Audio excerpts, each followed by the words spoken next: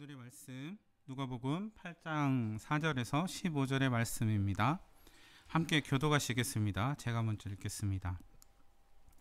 각 동네 사람들이 예수께로 나와 큰 무리를 이루니 예수께서 비유로 말씀하시되 씨를 뿌리는 자가 그 씨를 뿌리러 나가서 뿌릴새 더러는 길가에 떨어지매 밟히며 공중의 새들이 먹고 더러는 바위 위에 떨어짐에 싹이 났다가 습기가 없으므로 말랐고 더러는 가시떨기 속에 떨어지매 가시가 함께 자라서 기운을 막았고 더러는 좋은 땅에 떨어짐에 나서 백배의 결실을 하였느니라. 이 말씀을 하시고 외치시되 들을 귀 있는 자는 들을지어다. 제자들이 이 비유의 뜻을 들으니 이르시되 하나님 나라의 비밀을 아는 것이 너희에게는 허락되었으나 다른 사람에게는 비유로 하나니 이는 그들로 보아도 보지 못하고 들어도 깨닫지 못하게 하려 함이라. 길가에 있다는 것은 말씀을 들은 자니 이에 마귀가 가서 그들이 믿어 구원을 얻지 못하게 하려고 말씀을 그 마음에서 빼앗는 것이요. 바위에 있다는 것은 말씀을 들을 때 기쁨으로 받나 뿌리가 없어 잠깐 믿다가 시작할 때 가시떨기 떨어졌다는 것은 말씀을 들은 자이나 지내는 중 이생의 염려와 재물과 향락의 기운이 막혀 온전히 결실하지 못한 자 함께 읽겠습니다. 좋은 땅에 있다는 것은 착하고 좋은 마음으로 지키어 인내로 결신하는 자니라. 아멘. 잠시 기도하시고 말씀 전하겠습니다. 하나님 아버지 감사합니다. 오늘도 주의 말씀 앞에 우리 헤브론 식구들이 또 앉았습니다. 주님, 우리에게 주의 말씀을 듣는 귀를 열어주시고 주의 말씀을 우리 마음판에 새기게 하셔 우리 삶에서 이 말씀이 살아서 역사하는 그 역사가 우리 삶에서 있도록 도와주시옵소서. 이 시간 온전히 집중할 수 있도록 하나님 함께하여 주시옵소서. 모든 걸 감사드리며 예수님의 이름으로 기도드립니다. 아멘. 네, 지금 보시는 이 그림 많이 보셨죠? 왼쪽은 밀레의 그림이에요. 오른쪽은 고우의 그림입니다. 둘 다 씨 뿌리는 사람이라는 제목을 가졌습니다. 이 고우는 이 밀레의 이 씨 뿌리는 사람에서 영감을 받아서 저 자신의 그 씨 뿌리는 사람을 그렸다고 해요. 그런데 이 밀레가 가난한 농부의 삶을 그리고자 했다면 이 고우는 조금 다른 목적이 있습니다. 우리가 이 고우가 이 씨 뿌리는 사람을 활동하는 중에 한 30개 정도 그렸다고 해요. 근데 우리가 고우를 알기로는 자신의 귀를 자른 사람, 그리고 정신병으로 또 자살한 그 화가로, 브루네의 화가로 우리가 알고 있죠. 그런데 고우가 이 목회자가 되기 위해서 전도사 시험을 쳤다는 것은 잘 알려져 있지 않습니다. 고우는 사실 독실한 그 개혁교회 목사님의 아들로 태어났습니다. 그는 한때 또 평신도 선교사로서도 활동을 했는데요. 그 당시 일화를 하나 보면은 자신이 머물고 있던 하숙집을 이 노숙자에게 내어주고 자기는 지프로 침대 삼아서 이렇게 헛간에서 잤다는 그런 일화도 있습니다. 비록 목회자의 꿈을 졌고 화가로 전향을 했지만 이 복음의 씨앗이 세상에 뿌려지는 걸 바라는 그의 염원이 이 그림 안에 담겨져 있지 않나 하는 생각을 해보게 됩니다. 오늘 말씀은 바로 이 씨 뿌리는 자의 비유입니다. 마태복음과 마가복음에도 같은 본문의 말씀이 기록되어 있습니다. 먼저 8장 4절의 말씀을 함께 읽어볼까요?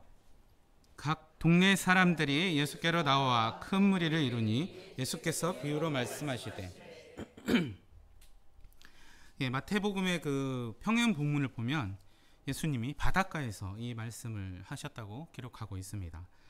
해변에 많은 무리들이 모여들었기 때문에 이 예수님은 배에 올라 앉으셔서 조금 떨어진 데서 이 말씀을 무리들에게 전하고 있었습니다. 예수님은 무리들에게 말씀하시되 비유로서 말씀을 하셨습니다. 우리가 성경에서 이 예수께서 비유로 말씀하신 이유를 한번 이렇게 좀 살펴보면, 정리를 해보면 한 3가지 정도 우리가 정리를 할 수 있을 것 같습니다. 먼저는 잘 이해시키려고 비유를 사용하셨습니다. 마가복음 4장 33절에 보시면 예수께서 이러한 많은 비유로 그들이 알아들을 수 있는 대로 말씀을 가르치시되 라고 하였습니다. 비유의 원래 원어는 파라볼레라는 그 원어인데요. 이거에 좀 안을 살펴보면 이 곁으로란 말의 파라와 또 던지다란 말의 발로라는 말의 합성어로 되어 있습니다. 그래서 어떤 물건을 다른 것과 비교해서 정확하게 이해하고 또 효과적으로 기억하게 하기 위한 수사학적 방법으로 예수님께서 이 비유를 사용하신 것을 알 수가 있습니다. 또 하나는 그 뜻을 숨기려고 하셨습니다. 오늘 본문 8장 10절의 말씀처럼 이르시되 하나님 나라의 비밀을 아는 것이 너희에게는 허락되었으나 다른 사람에게는 비유로 하나니 이는 그들로 보아도 보지 못하고 들어도 깨닫지 못하게 하려 함이라 라고 그 뜻을 숨기시기 위해서 비유를 또한 사용하셨습니다. 또 이것은 받아들일 준비가 된 사람에게는 진리를 깨닫게 해주고 깊은 감동을 주지만 이 경솔한 사람에게는 감동을 줄지는 모르지만 깨달음을 주지는 않습니다. 이것이 바로 비유 사용의 두 번째 이유입니다. 또 하나는 감추인 것을 드러내기 위해서 비유를 사용하셨습니다. 마태복음 13장 35절에 보면 이는 선지자를 통하여 말씀하신 바 내가 입을 열어 비유로 말하고 창세부터 감추인 것을 드러내리라 함을 이루리라 하심이라 라고 해서 이 감추신 것들을 드러내려고 비유를 사용하셨다고 말씀하셨습니다. 그러나 이 성경은 다 비유로 또 예수님이 말씀하시지는 않았다고 기록을 합니다. 요한복음 16장 25절 말씀에는 때가 이르면 비유로 이르지 않고 아버지에 대한 것을 밝히 이르리라고 말씀하십니다. 한번 같이 읽어볼까요? 이것을 비유로 너희에게 일렀거니와 때가 이르면 다시는 비유로 너희에게 이르지 않고 아버지에 대한 것을 밝히 이르리라. 제자들이 말하되 지금은 밝히 말씀하시고 아무 비유로도 하지 아니하시니 우리가 지금에야 주께서 모든 것을 아시고 사람의 부름을 기다리시지 않는 줄 아나이다. 이로써 하나님께로부터 나오심을 우리가 믿사오나이다. 우리가 잘 아는 내가 세상을 이겼다 하고 말씀하시는 본문입니다. 예수님은 이 말씀을 하실 때 비유로 하지 않으시고 직접적으로 말씀하시고 계십니다. 정리하면 그때그때 예수님은 목적에 따라 비유를 들어 설명하셨고 때에 따라서는 직접적으로 말씀하셔서 필요한 사람들에게 이 필요한 말씀을 전하신 것으로 우리가 정리를 할 수가 있습니다. 신천지가 말하듯이 이 모든 것을 임의대로 비유풀이를 할 만큼 그렇게 말씀이 단순하지 않다는 것이죠.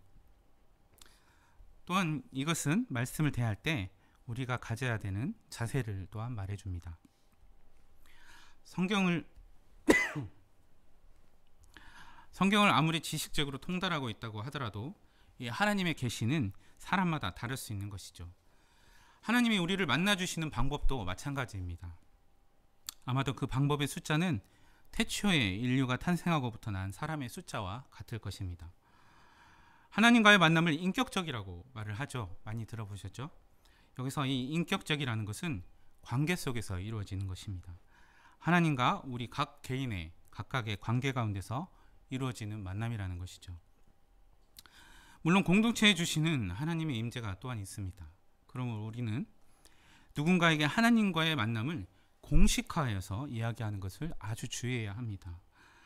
열왕기상 1장 29절에서 다윗은 하나님을 내 생명을 모든 환난에서 구하신 여호와라고 말하고 있습니다. 하나님은 여러분에게 어떤 하나님이십니까? 나에게 하나님은 어떤 하나님입니까? 라는 질문을 한번 해보셨으면 좋겠습니다. 우리 각자에게 하나님은 어떤 하나님으로 만나주시는지 한 주간 또 묵상하시는 시간이 되기를 바랍니다. 때로 어떤 비유들은 이 제자들도 알아듣기가 어려웠습니다. 그런데 제자로서 이들이 가진 특권 중 하나는 언제든 궁금하면 예수께 물을 수 있는 환경이 있었다는 것이죠. 예수님과 3년간 동고동락을 하면서 궁금할 때는 언제든지 물을 수 있었습니다. 그래서 제자들은 이 씨 뿌리는 자의 비유의 뜻을 예수님에게 묻습니다. 그들이 3년간 예수님과 동고동락하면서 직접 예수님께 질문을 통해서 그들의 궁금증을 이렇게 해결했을 것이라고 생각이 됩니다. 신앙에서 질문하는 것은 불신앙이 아님을 다시 한번 말씀드리고 싶습니다. 오히려 궁금한데 질문하지 않는 것이 더 이상한 것이죠. 어떻습니까? 여러분은 하나님을 더 알고 싶지 않습니까? 더 궁금하지 않습니까? 묵상의 팁을 하나 나누자면 어떤 말씀을 우리가 읽을 때 그 말씀 앞에 왜? 라는 이 말을 한번 붙여보시기를 바랍니다. 예를 들어서 이 제자들이 이 뜻을 물으니라고 하는 이 구절의 말씀 앞에 왜라는 말을 붙여보면 왜 제자들이 이 비유의 뜻을 물었을까? 라는 질문으로 할 수 있습니다. 우리가 묵상을 할 때 성경을 읽을 때 마냥 읽는 것이 아니라 이렇게 왜라는 말을 앞에 붙여보시면 훨씬 더 풍성한 묵상 가운데 나갈 수가 있을 것 같습니다. 이 예수님은 제자들의 물음에 비유를 해석하시기에 앞서서 아주 의미심장한 말씀을 하십니다. 8장 10절의 말씀, 우리가 아까 읽은 내용인데요. 한번 같이 읽어보겠습니다. 이르시되 하나님 나라의 비밀을 아는 것이 너희에게는 허락되었으나 다른 사람에게는 비유로 하나니 이는 그들로 보아도 보지 못하고 들어도 깨닫지 못하게 하려 함이라. 이 마가복음에는 이 같은 본문을 보면 이 자리에 제자들만 있었던 것이 아닙니다. 함께한 사람들이 12제자와 더불어서 그 비유들에 대해서 같이 물어보고 있었다고 기록하고 있습니다. 이 예수님께서 이 비유로 말씀하신 것은 모든 사람들에게 하신 것입니다. 제자들과 및 함께 있는 자들에게도 말이죠. 그러나 예수님은 하나님 나라의 비밀을 아는 것이 그들에게는, 다른 사람들에게는 감추어졌고 그들에게는 허락되었다고 말씀을 하십니다. 왜일까요? 왜 이들에게는 하나님 나라의 비밀을 아는 것이 허락되었을까요? 이것은 말씀을 듣고 궁금해하며 질문하고 있는 바로 그들에게 허락된 것이라는 말씀입니다. 말씀을 듣고도 왜 그런지 상고하지 않고 궁금해하지 않는 이들에게는 그저 재밌게 듣는 이야기에 불과한 것이죠. 하나님 나라의 비밀은 구하는 자가 구할 것이고 찾는 자에게 찾아질 것이며 두드리는 자에게 그 비밀의 문이 열릴 것입니다. 무엇보다도 그들에게 하나님 나라의 비밀을 아는 것이 허락된 것은 그들이 예수님을 통해 맛본 하나님 나라를 증언할 증인들이었기 때문일 것입니다. 하나님 나라를 증언할 이들이 그 하나님 나라를 목격하지 않았을 리가 없었겠죠. 안 그러면 허위 증언이 되겠죠. 지금의 우리 역시 하나님 나라의 증인들이라고 말하곤 합니다. 모세의 성막이 에덴 동산의 모형이 되었듯이 교회는 하나님 나라의 모형이 됩니다. 지금 이곳이 바로 하나님 나라인 줄 믿습니다.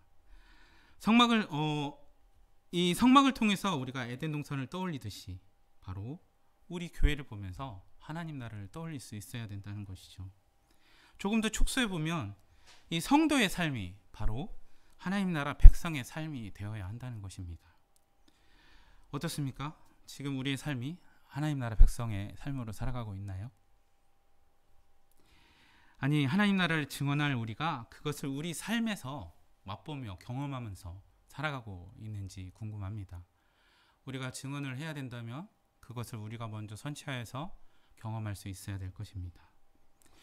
계속해서 예수님의 4가지 비유에 대해서 한번 살펴보겠습니다. 예수님은 먼저 씨는 하나님의 말씀이라고 하십니다. 넘겨주시죠. 네, 이 비유는 이러하니라 씨는 하나님의 말씀이요 라고 하죠. 하나님의 말씀이라는, 이 씨가 하나님의 말씀이라면 이 씨 뿌리는 사람은 누구입니까? 네, 말씀을 전파하는 사람이겠죠. 맞습니다. 학자들은 그래서 이 학자들은 씨가 뿌려지는 이 밭이 사람들의 마음을 상징한다고 합니다. 따라서 이것은 말씀을 듣는 우리의 마음이나 또 태도에 대한 말씀일 수가 있습니다. 먼저 첫 번째 비유입니다. 같이 읽어볼까요? 씨를 뿌리는 자가 그 씨를 뿌리러 나가서 뿌릴새 더러는 길가에 떨어짐에 밟히며 공중의 새들이 먹어버렸고 이에 마귀가 가서 그들이 믿어 구원을 얻지 못하게 하려 말씀을 그 마음에서 빼앗는 것이요. 오늘의 본문은 비유가 있고 그 다음에 제자들에게 예수님께서 설명하신 그 비유에 대한 설명이 같이 붙어 있습니다. 데살로니가 후서 2장 9절에서 10절은 불법자가 나타나면 사탄의 작용에 따른 것인데 그 불법자는 온갖 능력과 표징과 거짓 이적을 행하고 온갖 불의한 속임수로 멸망받을 자들을 속일 것이라고 합니다.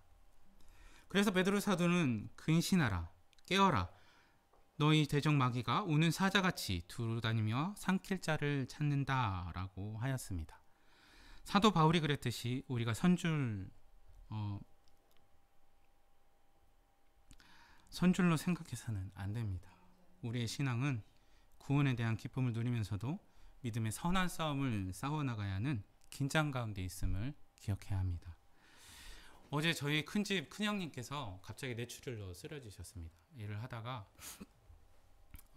갑자기 쓰러지셔가지고 119를 이제 불러서 병원에 실려가셨는데 지금 의사 파업 때문에 병원을 못 구해서 한참 만에 이제 의정부의 어떤 병원에 입원을 할 수 있었대요. 근데 그 얘기를 전해드리면서 이런 생각이 잠시 들었습니다. 우리가 주님이 오시는 날을 기다리는데 주님이 우리한테 오시기보다 우리가 먼저 주님께 가는 것이 더 빠를 수 있다는 것이죠. 그렇게 얘기지 못한 순간에 우리가 주님 앞에 섰을 때 과연 주님은 우리의 어떤 모습을 바라보고 있을까요? 우리는 어떤 모습으로 주님 앞에 설 수 있을까요? 하나님께서 베푸신 은혜를 기쁨으로 누리는 건 우리한테 주어진 축복이고 또 당연히 누려야 할 권리입니다. 그럼에도 불구하고 우리는 이 긴장의 끈을 놓지 않는 것이 그러면서 사는 것이 바로 이 종말론적의 삶이 아닐까라는 생각을 합니다. 구원에 대한 기쁨을 누림과 함께 또 종말에 대한 긴장감을 우리는 항상 삶 속에서 가지고 가야 합니다. 두 번째 비유는 바위 위에 떨어진 씨앗입니다. 더러는 바위 위에 떨어짐에 싹이 났다가 습기가 없으므로 말랐고 라고 합니다. 13절에서 예수님의 해석은 이렇습니다. 제가 읽겠습니다. 바위 위에 있다는 것은 말씀을 들을 때 기쁨으로 받으나 뿌리가 없어 잠깐 믿다가 시련을 당할 때 배반하는 자요. 여기서 바위는 바위에 흙이 약간 살짝 덮여있는 그런 걸 의미를 합니다. 이 누가복음에는 시련을 당할 때라고 합니다. 근데 마태와 마가는 좀 다르게 썼습니다. 말씀 때문에 환난이나 박해가 일어나게 되면이라고 기록하고 있습니다. 말씀대로 사는 것 때문에 박해를 받는다는 것이죠. 유대인들에 의해 그리스도인들이 박해를 받던 당시 상황이 아마 그 말씀 가운데 반영이 되었을 것입니다.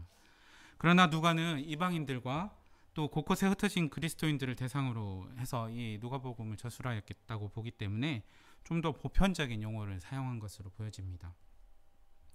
이 바위 위에 떨어진 씨앗은 바위에 덮인 흙으로 인해서 잠시 싹이 났다가 습기가 없어서 말라버리고 맙니다.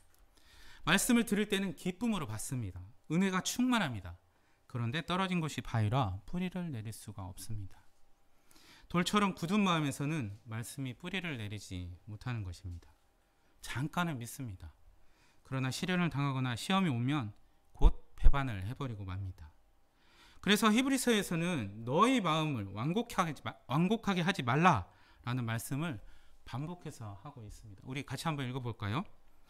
광야에서 시험하는 날에 거역하던 것 같이 너희 마음을 완고하게 하지 말라. 성경에 일렀을 때 오늘 너희가 그의 음성을 듣거든 경노하시게 하는 것 같이 너희 마음을 완고하게 하지 말라 했으니 오랜 후에 다윗의 글에 다시 어느 날을 정하여 오늘이라고 미리 일렀을 때 오늘 너희가 그의 음성을 듣거든 너희 마음을 완고하게 하지 말라 하였나니 너무나 자주 반복하고 있죠. 그런데 이 완고함은 어디서 나오는 것일까요? 완고함의 이면을 가만히 살펴보면 바로 불평이 있습니다. 이기심이 있습니다. 그리고 하나님과 우리를 멀어지게 하는 교만이 있습니다. 그래서 완고함을 깨트리는 가장 좋은 처방은 바로 감사가 아닐까 싶습니다. 지난 시간에 우리가 나눴었죠. 말씀을 받을 때 이 말씀을 주는 하나님께 감사의 마음을 가져보십시오. 디모데전서 4장 4절에서 하나님께서 지으신 것은 모든 것이 다 좋은 것이니 감사하는 마음으로 받으면 버릴 것이 하나도 없다고 말을 합니다. 물론 이 말씀은 음식에 관해서 말한 것입니다. 하물며 음식도 이러할진데 매일의 양식인 우리 하나님의 말씀, 하나님 자신이 바로 말씀이지 않습니까? 그 말씀 자신을 내어주시는데 얼마나 감사한 일입니까? 이 세 번째 씨는 가시떨기 속에 떨어지는 경우입니다. 7절만 한번 읽어보실까요?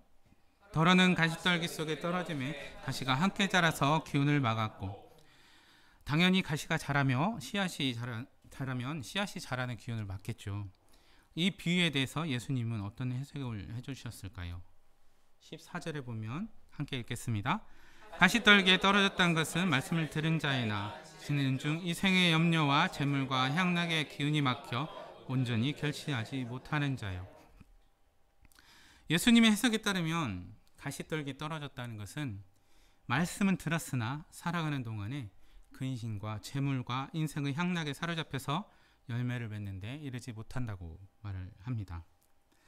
아마 대부분의 믿는 사람들이 여기에 해당되지 않을까 개인적으로 한번 생각을 해보았습니다.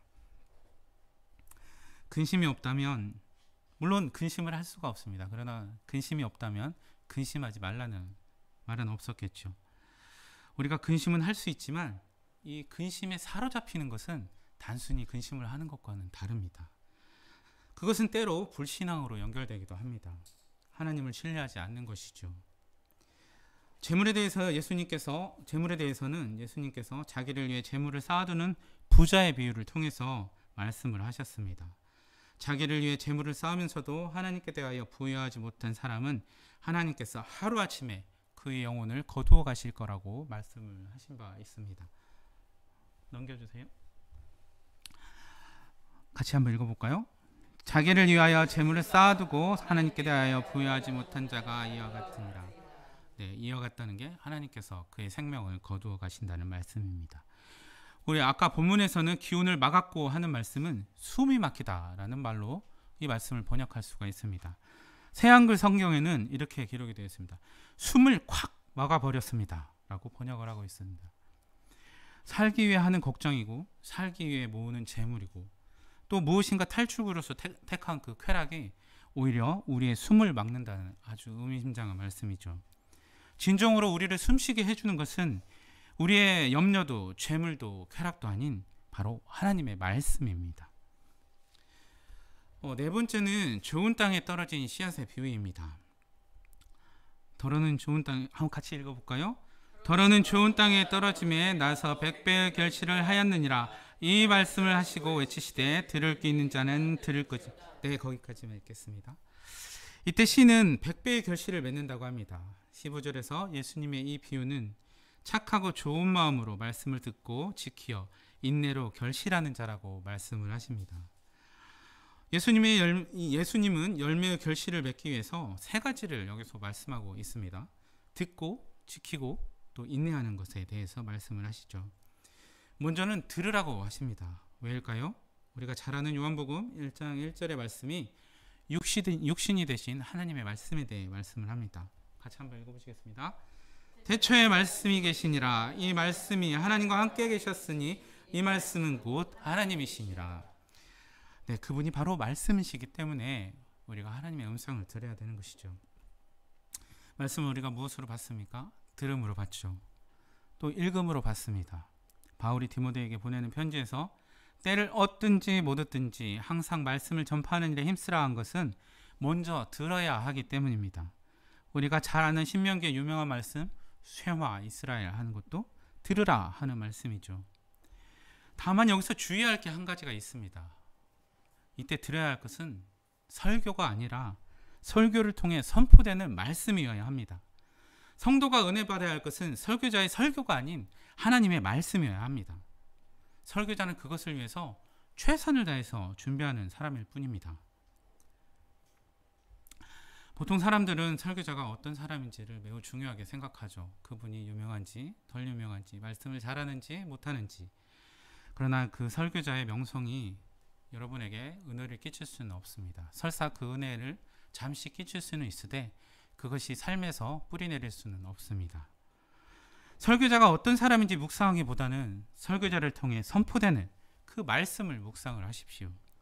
사람의 말이 아닌 하나님의 말씀을 들으셔야 합니다. 예수님께서 무리에게 말씀하신 후 이렇게 얘기합니다. 8절의 후반절인데요. 들을 수 있는 자는 들을지어다. 이 말씀은 들을 사람은 듣고 듣기 싫은 사람은 듣지 말라 이런 이야기가 아닙니다. 원어적으로 이런 뜻이죠. 너희는 들을 귀를 가지고 있다. 그러므로 들으라 라고 말씀하고 있는 것입니다.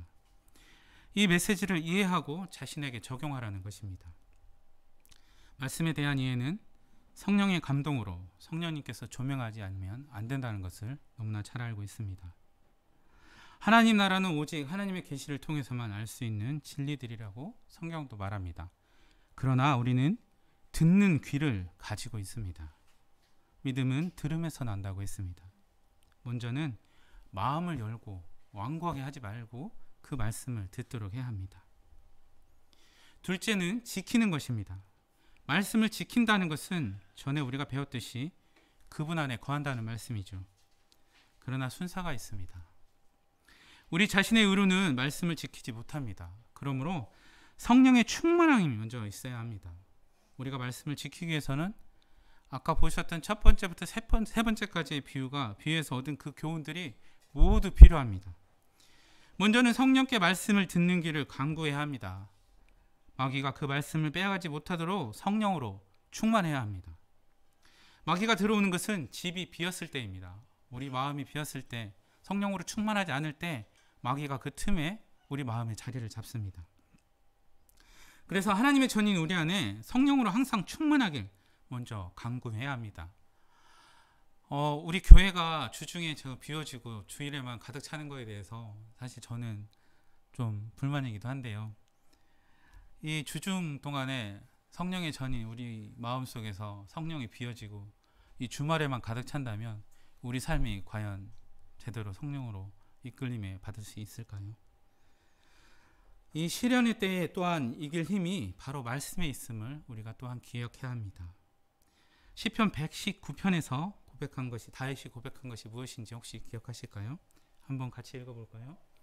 이 말씀은 나의 고난 중의 위로라. 주의 말씀이 나를 살리셨기 때문이다. 네, 사실 개인적인 간증의 고백이기도 합니다. 또한 세상의 걱정과 재물과 쾌락에 대한 우리의 태도를 또한 바꿔야 합니다. 걱정에 대한 아주 유명한 말이 있습니다. 어니제이 젤렌스키란 분의 그 모르고 사는 즐거움이란 책에서 나온 문구인데요. 잘 안 보이시죠? 제가 읽어볼게요. 걱정의 40%는 절대 현실로 일어나지 않는다. 걱정의 30%는 이미 일어난 일에 대한 것이다. 걱정의 22%는 사소한 고민이다. 걱정의 4%는 우리 힘으로는 어쩔 도리가 없는 일에 대한 것이다. 걱정의 4%는 우리가 바꿔놓을 수 있는 일에 대한 것이다. 라고 얘기합니다. 항상 많이 들어봤죠? 여러분들이 이걸 인용을 했습니다. 그는 이 마지막 4%가 우리가 바꿔놓을 수 있는 일에 대한 것이라고 말을 합니다. 그러나 성경은 뭐라고 얘기합니까? 시편 127편 1절의 말씀 함께 읽겠습니다. 여호와께서 집을 세우지 아니하시면 세우는 자의 수고가 헛되며 여호와께서 성을 지키지 아니하시면 파수꾼이 깨어있음이 헛되도다. 하나님께서 짓지 않으시면, 또 하나님께서 지키지 않으시면 모든 것이 헛된 일인 것입니다. 우리가 무엇인가 할 수 있는 것은 하나님께서 그분의 자비로 허락하셨기 때문입니다. 우리는 이것을 그렇다면 마지막 이 4%도 누구에게 그러면 맡겨야 합니까? 네, 하나님께 맡겨야 하는 것이죠. 우리는 이것을 부분적인 의지가 아닌 전적인 의지라고 말하고, 수동적이고 피동적인 의지가 아닌 능동적인 적극적인 의지라고 우리는 표현을 합니다. 이런 마음의 태도가 되었을 때 비로소 우리 안에 그분의 말씀이 머물기 시작할 것입니다. 우리가 지키려 노력함이 아니라 말씀이 우리를 통치하기 시작할 것입니다. 결실을 하기 위한 세 번째 조건은 가장 중요한데요. 바로 인내입니다. 인내는 연단을 낳는다고 하죠. 그리고 이 연단은 소망을 이룬다는 로마서 5장 4절의 말씀도 있습니다. 여기서 연단은 단련된 인격입니다. 인내는 내가 우월하거나 잘나서 참는 것이 아니죠. 인내는 우리를 통한 하나님 사랑의 외적인 표현입니다. 우리가 아직 죄인 되었을 때 죄인인 우리를 용납하시고 십자가에 달리시기까지 자기의 사랑을 확증하신 하나님의 사랑에 대한 우리의 고백적 표현이 바로 이 인내입니다. 이러한 인내의 고백을 통해 우리의 인격이 그분을 닮아가기 시작하는 것이죠. 요한계시록 14장에 세 천사가 선포하는 말씀이 나옵니다. 세 번째 천사가 이렇게 선포합니다. 같이 읽어보실까요? 성도들의 인내가 여기 있나니 그들은 하나님의 계명과 예수에 대한 믿음을 지키는 자니라. 이것을 세번역 성경으로 한번 읽어보면 이렇습니다. 하나님의 계명과 예수를 믿는 믿음을 지키는 성도들에게는 인내가 필요하다. 하나님의 말씀을 지키고 예수는 그리스도라는 이 믿음을 지키는 것에는 인내가 필요하다는 것입니다. 세상 것을 위해서도 인내가 필요한데 하물며 우리가 얻을 영광은 그에 비교했을 정도로 큰 것입니다. 그러니 인내가 없을 수 없지 않을까요? 이렇게 듣고 지키어 인내함으로써 우리가 삶에서 말씀의 열매가 풍성하게 열리게 되는 것입니다. 아까 30배, 60배, 100배 했는데 이 100배는 의미가 없습니다. 그만큼 풍성하게 열매가 맺게 되는 것이죠. 이 그림 다른 그림입니다. 이것도 역시 씨 뿌리는 사람의 비유인데요. 이 그림에서 이 밭을 한번 보시기 바랍니다. 밭이 잘 갈려 있나요? 안 갈려 있죠. 네, 이 팔레스타인은 우리와는 우리는 이 땅을 갈고 그 고랑에다가 씨를 뿌리는데, 팔레스타인은 그냥 밭에다가 흩뿌리기를 하고 그 뒤에 이 땅을 갈아엎는다고 합니다. 그러니 이 씨 뿌리는 자가 씨를 뿌렸을 때 이 씨가 좋은 밭에만, 좋은 흙에만 뿌려지지 않겠죠. 돌 위에도 뿌려질 수도 있고, 또 이 사람들이 이 밭 가운데로 지나다니면 거기에 길이 생긴다고 합니다. 그래서 그 길 위에 떨어지기도 하고, 또 좋은 이 중에는 또 덤불이, 가시덤불도 있을 것입니다. 또 그 속에 떨어지기도 하죠. 사실 이 말씀은 이런 상황 가운데 예수님께서 전한 것입니다. 그 상황 속에서 항상 예수님께서는 이해할 수 있는 언어로, 표현으로, 비유로 그렇게 말씀을 하시죠. 그러니 어떻습니까? 만약에 이 씨가 말씀이라면, 이 말씀이 이 밭에 떨어졌을 때 그 씨 뿌리는 사람에게 그 말씀이 씨앗이 자라도록 하는 책임이 있습니까? 없지요. 이 밭이 어떠냐에 따라서 달라지는 것입니다.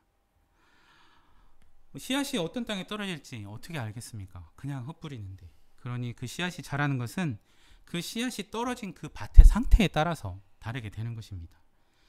하나님의 말씀의 씨앗은 모든 사람의 마음밭에 동일하게 뿌려집니다. 그러나 하나님 나라의 말씀은 모든 사람에게 전파되지만 모든 사람이 같은 반응을 하지는 않습니다. 그리고 하나님 나라에 들어가는 것은 단순히 말씀을 듣는 것만으로는 부족하다고 오늘 말씀은 이야기합니다. 말씀을 듣고 순종하며 결실하여 열매를 맺어야 한다고 얘기를 합니다. 바울은 이사야 말씀을 통해서, 이사야의 말씀을 인용해서 이렇게 얘기합니다. 제가 읽겠습니다. 이스라엘에 대하여 이르되 순종하지 아니하고 거슬러 말하는 백성에게 내가 종일 내 손을 벌렸노라 하였느니라. 바울이 이야기한 이 이사야서 65장 2절에서 이 선포한 말씀은 하나님께서 이스라엘을 보고 복종하지 않고 거역하는 백성에게 종일토록 손을 내밀었다고 말씀을 하십니다.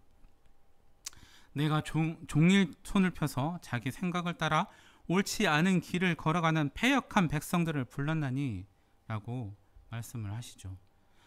하나님의 선포되는 그 말씀을 들었을 때 그것이 하나님께서 우리를 그분의 나라에 초청하시기 위해서 우리에게 내미시는 하나님의 손이라고 여기셔야 합니다. 다윗도 시편 95편 7절에서 8절 사이에 이렇게 얘기를 합니다. 같이 한번 읽어볼까요? 그는 우리의 하나님이시요 우리는 그가 기르시는 백성이며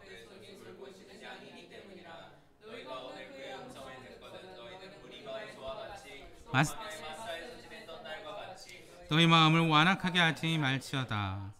우리 지난 수요일에 우리가 들었듯이 이 무리바와 이 마사에서 있었던 사건으로 인해서 아론과 모세가 바로 가나안 땅에 들어가지 못했습니다.